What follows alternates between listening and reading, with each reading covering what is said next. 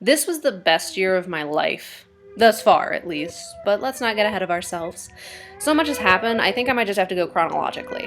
First, in January, I got this amazing internship in Seaside, Oregon with my university's MFA in Writing program.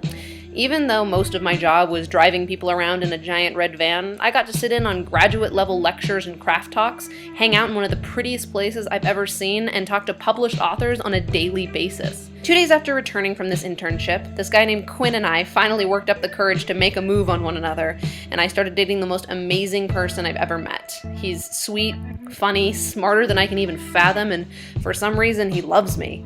Next month, we'll celebrate our 1-year anniversary.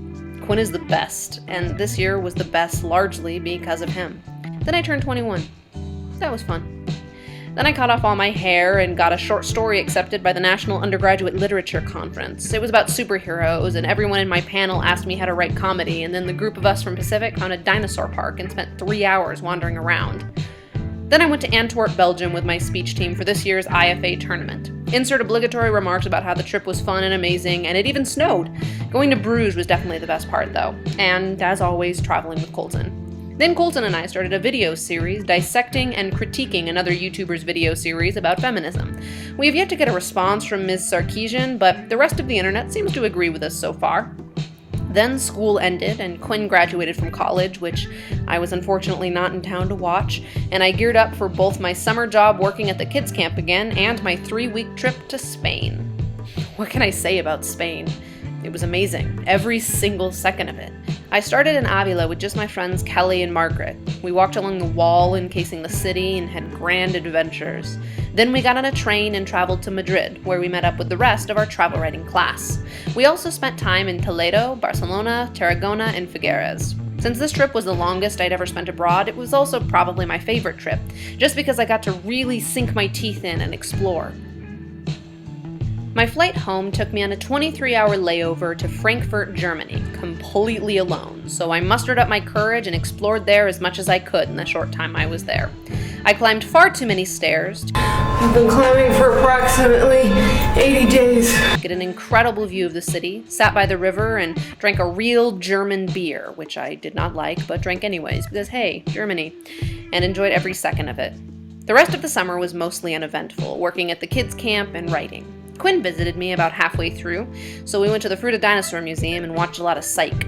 Summer ended with my grandparents visiting me and giving me their old Subaru Forester. I, Bree Castellini, was the proud owner of a car. Thank you again, Grandma and Grandpa. This little car has been the best. I can actually buy groceries now. By the time I got back to Oregon in August, I was more than ready. The semester started busy and ended busy, but I wouldn't take back a single thing. I had 18 credits, plus I was the mentor for an amazing freshman class with one of my absolute favorite professors, plus I started a new job in dining services and continued my 2 other on-campus jobs, plus I'm still a senior member of the speech team and I have my own various projects going on.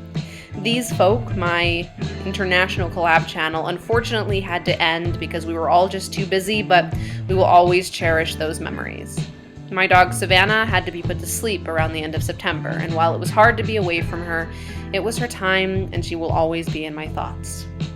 Quinn and Colton taught me how to play Magic the Gathering. I set up 2 paid internships for next semester, and then way too soon, I was back in Colorado for the holidays. But surprisingly, my year doesn't end there. I went disc golfing and impromptu sledding with my bros, got together with Rachel for the first time in months, blew through 8 of my internship hours updating spreadsheets, and played a lot of Settlers of Catan. And then Saturday, December 28th happened.